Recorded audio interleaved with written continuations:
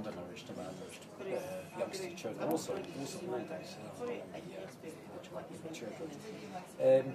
But right now in South Africa, how would you estimate that people can use the PD? Your philosophy, how can it be used in South Africa? Basically, we are in the training center for new business incomes. How can it be used? How would you estimate it? Well, first of all, PD, as you mentioned in your question, is always used to solve a problem. And one of the problems that we have learned about since coming here to South Africa, working at the business place, working with Investec, is that there are some people who want to start new businesses who are less successful than others. So the issue is there's a lot of potential entrepreneurship that can happen here. The Business Center provides services for people who would like to be entrepreneurs, but they recognize that of the 2,000 people or so that pass through these doors every month, some of them have succeeded much better than others. The ones that have succeeded are not necessarily smarter, richer, better educated, but yet they've succeeded when their neighbors have not. And using this positive deviance approach, we can learn what is it that those successful entrepreneurs, who we call positive deviants, are doing which is different from their neighbors, and of those practices which are different, which one of those are truly accessible to everybody.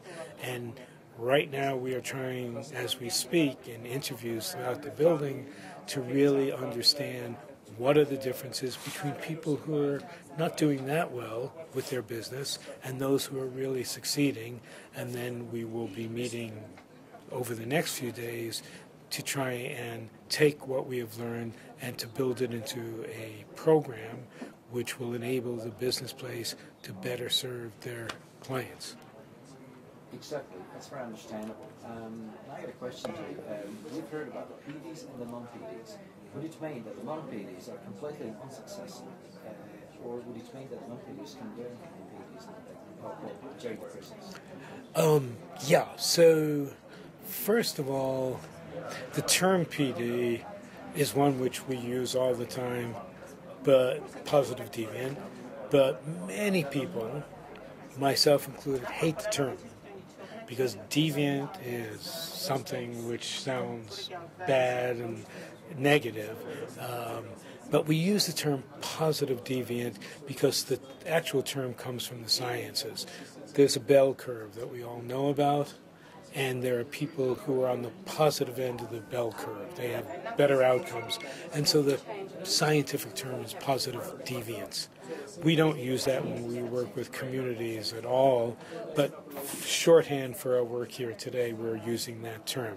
But I wanted to make it clear that you don't have to call it positive deviance. It's basically some folks who do better than others within the same resource base. Here we're looking at two groups of people. The ones that we're calling non-PD, which is a bad term, but it's effective. Those people are the average person, and in this case, the average entrepreneur. There's nothing about them or their performance or behavior which is negative. It's just that they are the norm, the people who have the average outcome. And it's only by understanding what the average person does that we can then identify what we call the positive deviant, because you're only positively deviant in the context of what the norm is, if that answers your question. That's very perfect, it's very sharp, very bright for the understanding.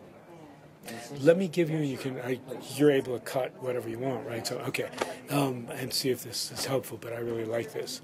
When we talk about positive deviance, that's something we do in our office and symposia when we're working with villagers in Malawi, in Vietnam, in China, wherever.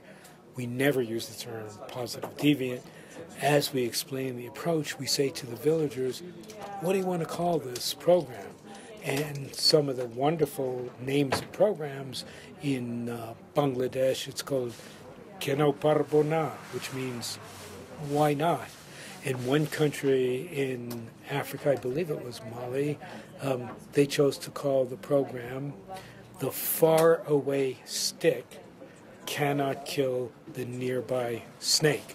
That was a saying in the culture, and they said, that's what positive deviance is. So please don't be put off by the term positive deviance. It just means what's going right today in our community, who has answers and solutions. It really does answer the solutions, and that's the reason why you develop PD, because it gives solutions. It doesn't give management definitions, because it wouldn't work. And it's very great that you get away from definitions. Since we go away from definitions, we enter the very poor area of South Africa, one of the poorest probably in all Africa, and the most populated areas, Alps. So tell me about your personal experience. You were there, you were walking around with the group. Did it cost you also find out what a bit Did it give you anything? Did it tell you anything, the walk, or you were just completely neutral? What was your experience in this? We were there very, very, very briefly, so I don't have any great insights.